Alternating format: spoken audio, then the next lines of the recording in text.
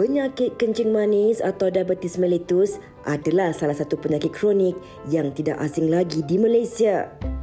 Penyakit diabetes kini lebih dikenali sebagai penyakit gaya hidup yang dihidapi kerana amalan kehidupan seharian termasuk corak pemakanan dan diet yang tidak seimbang menjadi antara punca terjadinya penyakit ini. Memetik laporan dari Tinjauan Kebangsaan dan Morbiditi 2019, hampir 1 daripada 5 individu di Malaysia menghidap kencing manis. Malahan, jika dikira secara purata, hampir 3.9 bilion individu dewasa yang berusia 16 tahun dan ke atas adalah penghidap diabetes. Apa yang lebih membimbangkan, peratusan ini merangkumi angka penghidap diabetes bukan sahaja dari kalangan dewasa, malahan dalam kalangan muda dan kanak-kanak. Diabetes di awal usia, persoalannya, jika ia tidak dikawal dan dibendung sejak dari mula, apakah kesan jangka masa panjang yang bakal dihadapi oleh mereka yang menghidapinya?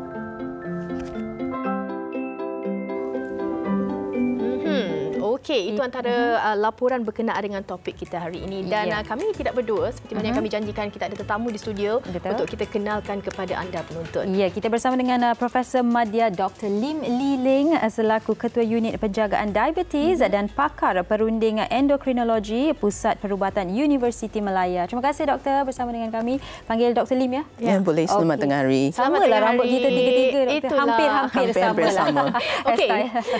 Okey, Dr. Lim, kalau kita tengok laporan yang disediakan tadi yang mana 3.9 orang yang mana berumur 18 tahun ke atas di Malaysia menghidap diabetes. Ini adalah laporan pada tahun 2020. Tapi untuk sekarang ini 2023, bagaimana peratusannya dan bagaimana juga keadaan, membimbangkan ataupun masih lagi terkawal doktor?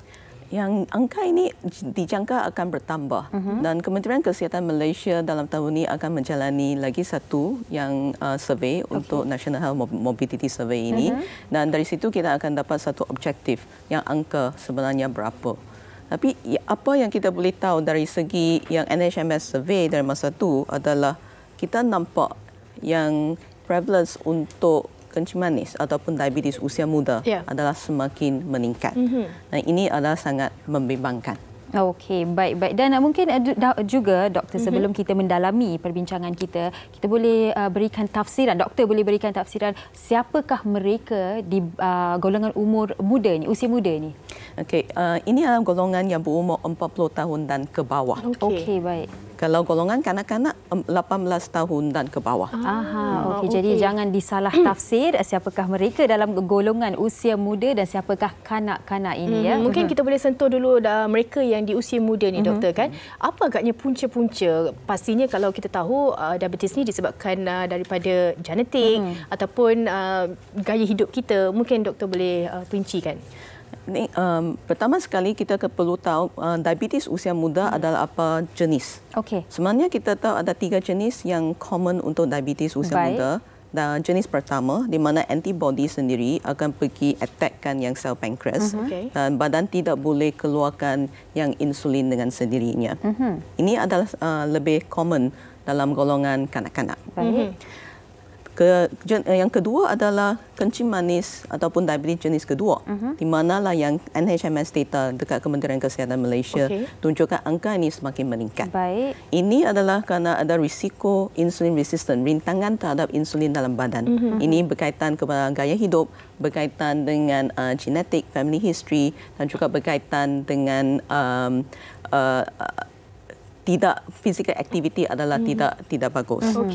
Jenis ketiga adalah lebih tak secommon, lebih rare. Ini adalah MODY, kita panggil maturity onset diabetes of the young. Jadi saya rasa fokus perbincangan kita hari ini bolehlah lebih kepada yang young onset type 2 diabetes, maksudnya yang jenis kedua. Mengapa kita tengok angka dia semakin meningkat di Malaysia? Baik. Mungkin doktor boleh terus berkongsi apakah sebabnya angka itu meningkat? Ada sebenarnya interaksi genetik dengan yang masalah gaya hidup. Tapi jenis yang kedua, untuk genetik faktor ni dia agak 20%. Apakah itu genetik? Ini adalah kerana family history di mana adik-beradik atau ibu bapa mungkin ada kencing manis dan ini akan menyebabkan seseorang tu lebih berisiko untuk menghidap kencing manis usia muda jenis yang kedua. Okey. Yang faktor yang kedua adalah berkaitan dengan gaya hidup. Gaya hidup itu apa? Tadi ada seorang TikTok. TikToker dia sudah cakap dengan sangat betul. Kita perlu exercise. 5 hari berterusan. Sekurang-kurangnya 30 minit dalam sehari. Dan kita tak boleh break lebih 2 hari. Lebih 48 jam. Mengapa? Kerana badan metabolic rate itu akan turun balik ke badan yang baseline itu. Dia tak akan recognize, cakap, badan saya perlu kerja lebih kuat untuk membakarkan kalori-kalori yang berlebihan. Lagi satu adalah pemakanan. Makanan yang seimbang. Seimbang dari segi macam mana? Dari segi suku-suku separuh. Yang selalu kita dengar, suku-suku separuh. Tapi kita praktikkan tak? Ya, betul. Jadi separuh tu macam mana? Separuh tu adalah kena banyakkan fiber, ini termasuk sayur-sayuran dan buah-buahan yang lebih sihat kepada golongan diabetes. Dan suku adalah protein. Soya ke white meat macam chicken, ayam ataupun ikan. Dan lagi suku adalah karbohidrat. Karbohidrat itu apa? Ada satu salah faham dalam golongan Malaysia adalah kalau saya tak makan nasi, ini memang bukan karbohidrat. Itu betul. Tapi dia ganti dengan mi, dia ganti dengan bihun, dengan roti-roti yang berlebihan ataupun yang ganti dengan kuih tiaw. Sebenarnya ini semua adalah karbohidrat juga. Okey, baik. Jadi kita harus faham apa yang harus kita makan dan apa yang harus kita elakkan. Tapi doktor nak tanya juga, itu punca-punca mereka yang menghidap diabetes type 2, betul? Tetapi adakah kalau seseorang itu sejak dari kanak-kanak lagi disebabkan genetik, mungkin ibu atau ayahnya ada diabetes tetapi mereka tidak tahu yang kanak-kanak ini ada diabetes, adakah ini akan kanak-kanak ini akan menghidap diabetes sehinggalah dewasa ataupun kebarangkalian mungkin dah dewasa tak akan ada diabetes? Ya, ini satu soalan yang sangat bagus. Kerana dalam masa agak 5 sampai 10 tahun ni, kita ada semakin banyak laporan, research dan juga evidence yang keluarkan di mana wanita kalau semasa mengandung ada diabetes dah semasa kehamilan. Ini boleh meningkatkan risiko baby dan kemudian remaja untuk mendapat masalah obesity ataupun masalah diabetes. Dan risiko ini berapa tinggi? Sejak kita ada studi di mana cakap kalau follow up masa remaja tu umur 6 ataupun 14 tahun, risiko boleh setinggi 3 kali ganda untuk dapat masalah obesity, maksudnya kegemukan ataupun masalah diabetes. Dan ini sebenarnya kita sarankan kalaulah ada sejarah di mana diabetes masa kehamilan, perlulah beritahu dekat doktor, terutama doktor kanak-kanak, supaya mereka boleh memberi lebih perhatian pada baby yang dilahirkan di mana ibu sebenarnya ada diabetes masa kehamilan. Mungkin apa yang dikongsikan doktor hari ini kan pastinya membuka mata kita penonton, dan kita nak tahu juga selain daripada kemungkinan kurangnya kesedaran berkenaan dengan langkah awal dan sebagainya, apa agaknya simptom-simptom yang boleh kita kenal pasti, doktor, sebelum kita melakukan rawatan atau mendapatkan saringan? Ada satu adalah diabetes. Sesetengah orang yang menghidap diabetes, dia punya gejala awal adalah tidak jelas. Dia boleh jadi silent. Jadi bila dia datang ke hospital, mungkin dia datang dengan komplikasi dah. Sudah sakit jantung, buah pinggang sudah tidak sihat, ataupun kaki sudah saraf terjejas, ada luka. Sekarang kerana kita tahu angka untuk diabetes masa usia muda semakin meningkat. Jadi secara internasional kita sudah sarankan saringan awal. Dulu saringan awal usia itu adalah semasa 45 tahun. Tapi ini sudah diawalkan kepada 35 tahun. Kalau BMI, maksudnya Body Mass Index, lebih 23 kg per meter square, tambah satu risiko. Risiko itu apa? Kalau you ada darah tinggi, kalau ada masalah kolesterol, kalau you ada family history yang diabetes, ataupun kalau you ada sejarah diabetes masa kehamilan. Jadi kita sarankan saringan kesihatan awal usia seawalnya 35 tahun.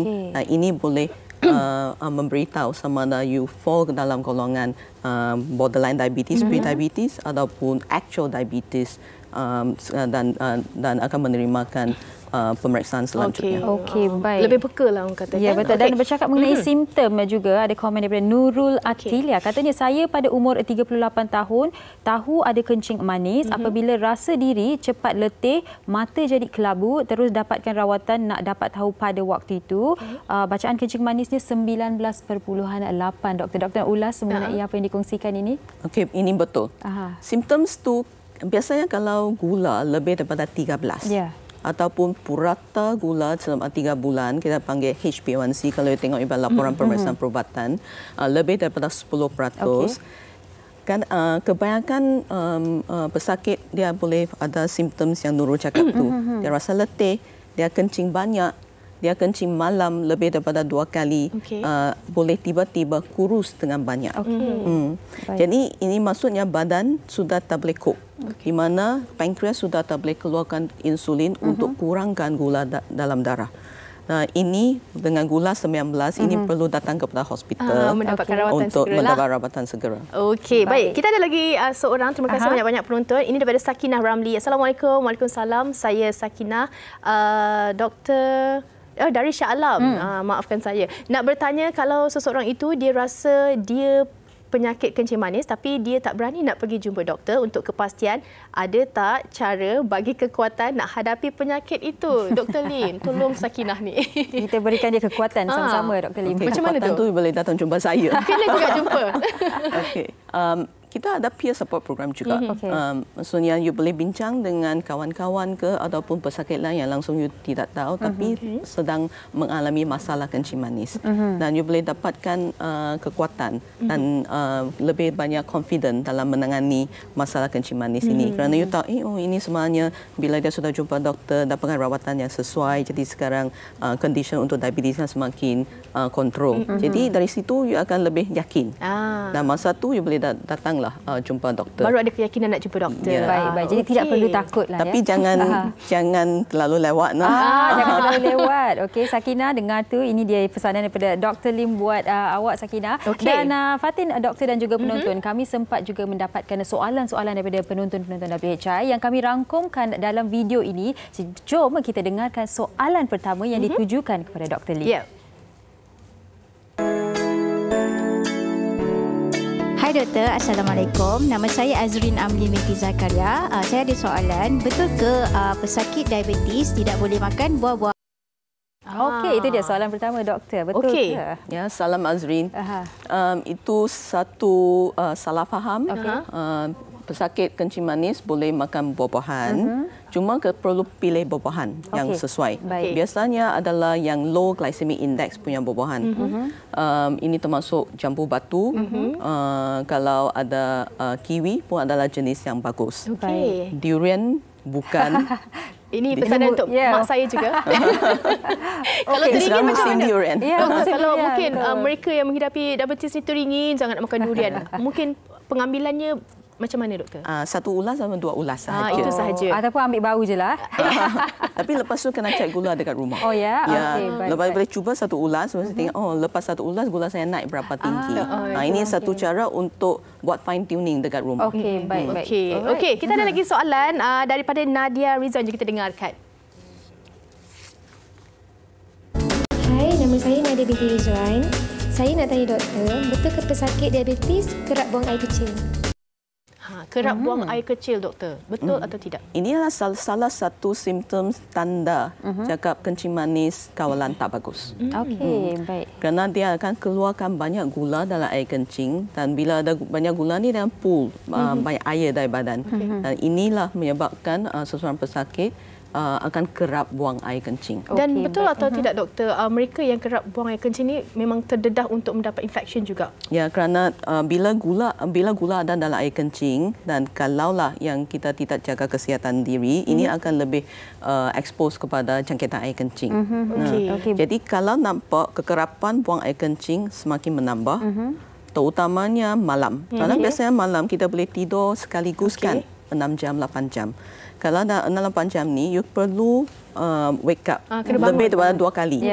inilah satu tanda. Okey, baik. Simptoms kawalan air kencing, kawalan kencing manis tidak bagus. Dan ini juga terpakai kepada mereka yang daripada kanak-kanak juga yang menghidap ini sekaligus. Okey. Tapi doktor, ini soalan saya adalah kalau mereka ni jenis yang suka sangat minum air, itu pun akan menyebabkan mereka kerap kencing. Jadi adakah warna kencing itu boleh menjadi indikasi adakah seseorang itu mempunyai kencing manis? Tak. Okey, baik. Tapi yang kerap minum air, sebelum gula tinggi. Mungkin ini adalah you punya rutin yang minum air, banyak air. Tapi kalau gula semakin tinggi kerana buang air kencing lebih kerap, jadi ia akan rasa dahaga. Ini satu mekanisme dalam badan. Jadi kalau rasa dahaga dan kekerapan minum air adalah lebih tinggi daripada you punya rutin, ini satu tanda yang you perlu was-was. Dan terus mendapatkan rawatan segera. Okey, kita ada lagi dua soalan daripada penonton kita, rakan-rakan kita di luar sana. Ini daripada Kartini Muhammad Yahya. Jom kita dengarkan. Hai, nama saya Kartini Muhammad Yahya. Doktor, saya nak bertanya, betul ke tanda-tanda seorang kanak-kanak ada penyakit diabetes tu adalah dia selalu lapar pada waktu malam? Betul ke doktor? Yang ni tak. Oh, tidak ya? Yang ni tidak. Ini adalah mitos, doktor. Ini satu mit. Tapi kalau lapar, dewasa yang lapar waktu malam, doktor, tak juga? Kalau dewasa rasa itu tak juga. Itu tak juga, okey. Tapi kalau dewasa yang sudah menghidap diabetes dan sudah pakai, sudah dirawat, termasuk insulin, rasa lapar waktu malam, kita kena tengok sama ada ini ada masalah hypo. Maksudnya kekurangan darah dalam badan. Jadi ini perlu cek gula. Tengok hypo maksudnya gula kurang 4 mmol per liter. Tambah dengan rasa lapar. Dan kalau you sudah correct dengan setengah gelas yang fruit juice, maksudnya gula. Ataupun makan 2 biji gula-gula macam tu. Dan simptoms lapar ni akan hilang. Ini confirm adalah simptoms untuk hypo. Kekurangan darah. Kekurangan gula. Baik doktor, dan sebelum kita ke soalan seterusnya, saya nak tanya juga, bercakap mengenai kanak-kanak yang menghidap diabetes ini, katakan ibu dan ayah mereka mempunyai diabetes seperti yang doktor terangkan tadi, tapi kanak-kanak ini tidak ada apa-apa simptom. Adakah perlunya ibu dan ayah membawa anak ini untuk saringan sewaktu seawal usia berapa? Boleh. Sekarang saringan kesihatan untuk kanak-kanak, terutamanya kalau mama daripada ada diabetes masa kehamilan. Jadi saringan tu boleh mula seawal umur 5 tahun dan ke atas. Kerana sekarang kita ada follow-up study di mana kita tengok usia 6, risiko untuk dapat masalah obesity sudah 2 kali ganda. Okey, doktor, saya ada angkat tangan. Saya ada soalan juga. Kalau mungkin dewasa ini rawatannya dari segi insulin, mereka kena makan ubat-ubatan. Bagaimana pula mereka yang menghidapi diabetes dari usia kanak-kanak, bayi juga, doktor? Apa agaknya rawatan? Adakah penggunaan insulin juga terpakai untuk mereka? Ini bergantung kepada jenis diabetes dia. Kalau jenis 1 kerana antibody sudah pergi attack pankreas, tak boleh keluar insulin, jadi rawatan adalah ganti balik insulin. Jadi pakai suntikan insulin. Kalau jenis pertama. Kalau yang jenis kedua tak semestinya insulin pada permulaan, boleh ada rawatan ubat, campur insulin lain kali ataupun ini bergantung. Ini kena bincang dengan doktor yang merawat. Kalaulah macam yang tadi kita bincang yang simptom-simptom kawalan gula tak bagus, kerap air kencing, dia kurus berat badan cepat, ini biasanya kita akan bagi insulin dulu. Supaya badan fungsi pankreas untuk keluar insulin semakin sembuh. Masa tu kita akan transition dengan overlap dengan yang rawatan ubat. Okey, faham. Baik, tapi apa pun harus berjumpa doktor untuk mendapatkan nasihat dan ketahui tahap mana diabetesnya. Betul. Okey, baik, kita ada satu lagi soalan daripada Nurul Syafiqah. Jom kita dengarkan. Hai, Assalamualaikum. Nama saya Nurul Syafiqah Izzati binti Hasir. Okey doktor, saya nak menanyakan, adakah penyakit diabetes ni boleh membuatkan mengantuk dan letih? Terima kasih. Sama-sama. Mengantuk dan letih, doktor. Betul ke? Ini boleh. Ini boleh tanda gula terlalu tinggi ataupun gula terlalu rendah. Okey, baik. Jadi gula terlalu tinggi maksudnya kawalan kencing manis tak cantik. Macam tadi ada seorang peserta 19, ini boleh rasa letih juga. Dan gula terlalu rendah adalah hypo yang tadi kita cakap tu. Boleh rasa lapar, boleh tangan getak, perlu banyak dan boleh rasa letih dan mengantuk. Ini adalah simptom. Dua-dua pun boleh menyebabkan simptom yang tersebut. Okey, itu simptomnya kalau mereka tidak mengetahui mereka ada diabetes, doktor. Tapi kalau mereka dah sudah pun ketahui, okey saya ada diabetes, tapi saya ada simptom-simptom ni lah, letih, dahaga, kerap kencing dan sebagainya. Apa yang boleh mereka lakukan untuk kurangkan simptom-simptom ni selain daripada ubat-ubatan? Okey, ini kali pertama confirm buat satu cek gula dekat rumah, you punya finger prick. Okey. Confirm gula adalah tinggi. Lepas tu biasanya bila ada simptom macam tu, gula tentu sudah belasan. Wow. Bila sudah belasan, baik Nak pergi dapatkan jumpa kepastian je. ya, pergi jumpa doktor dengan lebih dengan segera. Ini adalah simptom cakap badan fungsi untuk insulin kawalkan gula, turunkan gula adalah tidak berfungsi sebaiknya, dan ini adalah risiko di mana boleh dapat asid dalam badan dan memerlukan hospital admission. Nah, ini kita panggil diabetes emergency dah.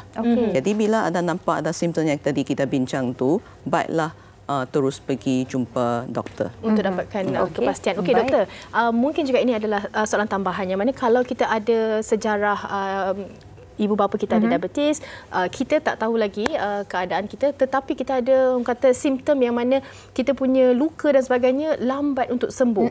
Adakah itu simptom kita sebenarnya ada diabetes, doktor? Ya, betul.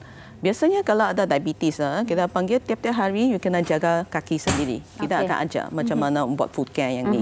Tapi selagi dapat luka, mengapa dapat luka? Kerana saraf terjejas. Kerana kencing manis, kawalan yang tak bagus. Bila ada dapat luka, luka ni lebih susah nak sembuh kalau gula dalam badan adalah tinggi. Kalau kawalan kencing manis tidak bagus. Jadi memang dan ada satu lagi ulcer yang luka untuk pesakit kencing manis, dia bukan tempat ulcer yang secara kita dapat. Dia biasanya dekat tapak kaki. You tak nampak bahagian-bahagian tertentu. Ya, you tak nampak kerana bila you pijak you tak akan rasa. Saraf sudah terjejas. Jadi ini memang kena cek. Bila sudah cek, nampak sudah ada jangkitan, baiklah pergi hospital kerana doktor akan tengok, cuci, boleh tengok jangkitan tu sudah masuk masa ke otot ke ataupun sudah masuk tulang.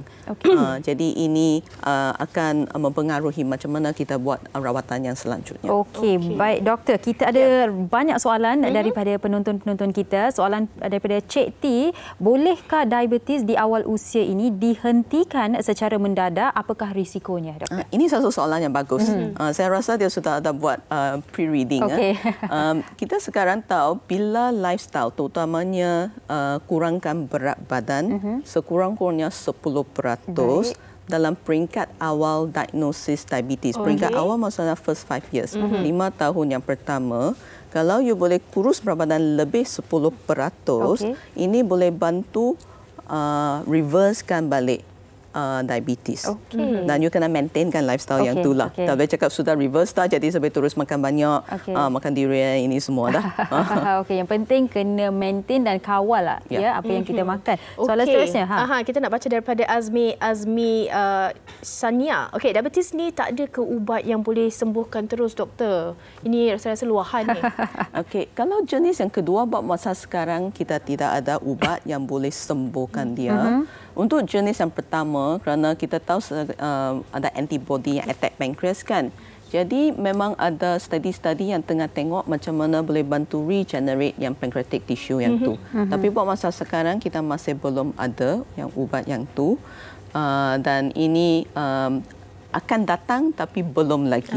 Okey, baik. Akan datang tapi belum lagi. Ada masih lagi ada harapan ya. Ada harapan. Okey, baik. Ini daripada Fikah Rani, doktor. Betul ke pengidap penyakit diabetes ni bagi kalangan wanita di alat sulitnya akan selalu gatal dan sensitif? Ini kalau terutamanya kawalan kencing manis tidak bagus. Kerana ada gula banyak dalam badan, ini menyebabkan yang private part dia senang dapat jangkitan, senang gatal. Okey, baik. Dan satu lagi saya boleh tambah soalan ni, doktor, daripada Baby Alia. Saya sekarang mengandung, tiba-tiba nurse cakap saya ada kencing manis. Selepas bersalin boleh hilang ataupun tidak, doktor? Ini bergantung, biasanya semasa kehamilan kalau peserta penonton masih ingat, you sedang sering kena minum air gula kan? Betul. Yang pekat-pekat yang tu. Okey. Jadi yang dari minum air gula, result dari situ kita boleh tahu you jenis hanya diabetes semasa kehamilan. Ataupun sebelum itu you sudah dapat diabetes tapi tidak tahu. Tadi kita cakap kan bila golongan muda kadang 90% pada pesakit kencing manis semasa usia muda mereka tak tahu ada kencing manis. Jadi dari uji titi yang ni kita boleh tahu. Kalau you diabetes semasa kehamilan kita panggil gestational diabetes ataupun GTM. Lepas bersalin dalam masa 6 minggu kita akan panggil you repeat balik uji titi dan juga yang HbA1c yang 3 bulan purata tu. Kalau normal setiap 3 tahun kena repeat sampai seumur hidup. Atau lebih awal, maksudnya 1 sampai 3 tahun. Kalau you ada risiko yang lain, tekanan darah tinggi ke, kolesterol ke, jadi you sekurang kena tiap-tiap kali, setiap 1 sampai 3 tahun kena repeat balik saringan kesihatan yang itu. Okey, baik. Jadi kalau diabetes semasa kehamilan, you confirm normal, ini sudah reverse lah, tak ada. Tapi risiko untuk true diabetes lain kali akan lebih tinggi. Okey, baik, faham. Kalau you sudah ada diabetes semasa sebelum kehamilan, tapi hanya tahu masa you mengandung, jadi biasanya selepas you bersalin, memang diabetes tu memang ada lah. Kerana you not aware, undiagnosed masa tu. Baik, baik. Okey, Doktor, di hujung perbincangan kita ni, ada harapan atau tidak untuk mereka yang menghidapi diabetes ini, walau di tahap mana mereka ada harapan untuk pulih sepenuhnya? Mungkin doktor boleh kongsikan juga bagaimana untuk mereka di luar sana yang takut nak mendapatkan rawatan ni, untuk mereka segera dapatkan rawatan. Kata mencegah tu lebih baik kan daripada awal? Ya, betul. Pencegahan adalah lebih bagus. Cegah dari segi dapat diabetes, maksudnya kena gaya hidup sihat, dan selagilah kalau sudah dapat diabetes, cegah untuk dapat komplikasi. Jadi jangan takut kerana sekarang advancement dalam rawatan tu adalah semakin bagus. Jadi tak ada macam yang mitos-mitos yang dulu dah. Jadi hanya ingat 5 prinsipal. Gula kena cantik, tekanan darah kena cantik, kolesterol kena cantik, body weight kena cantik. Dan kelima adalah memang kita ada rawatan yang boleh membantu mengurangkan risiko sakit jantung, angin asma dan juga sakit buah pinggang. Ini adalah yang terbaru dalam masa 8 tahun macam ni. Jadi memang bincanglah dengan doktor yang rawat golongan pesakit supaya kita boleh buat satu shared decision making, satu plan rawatan yang lebih sesuai bagi you. Saya suka 5 perkara tu, yang mana langkah awal untuk kita cegah diabetes di usia awal ini. Setuju sangat. Baik, terima kasih banyak-banyak Profesor Madya Dr. Lim Li-Ling atas perkongsian yang cukup teliti, doktor, ya. Sangat-sangat teliti. Terima kasih banyak-banyak. Dan bagi anda di rumah yang sedang menonton ini, mungkin kita tahu diabetes di peringkat umur usia muda ni adalah bukan benda yang baru, tetapi mungkin kita juga mengambilnya dengan kata sambil lewa lah. Saya muda lagi takkan dapat diabetes. Mungkin mak dan ayah saya dah tua, mereka adalah diabetes. Tidak, ia bukannya sebegitu. Jadi kesedaran itu sangat-sangat penting. Buatlah apa yang patut anda buat, pergi jumpa doktor, buat saringan yang patut anda lakukan, sebab seperti yang doktor katakan, pencegahan itu lebih baik. Betul. Dan saya hari ini terbuka minda dan juga terbuka hati, yang mana kadang-kadang benda yang kecil-kecil tu kita ambil mudah dan juga kita sepatutnya untuk mendapatkan nasihat dan juga rawatan segera daripada doktor pakar. Okey, selepas ini kita nak adakan ataupun kita nak belanja satu persembahan. Nak tahu siapa? Kena tunggu selepas ini. Kita berehat seketika.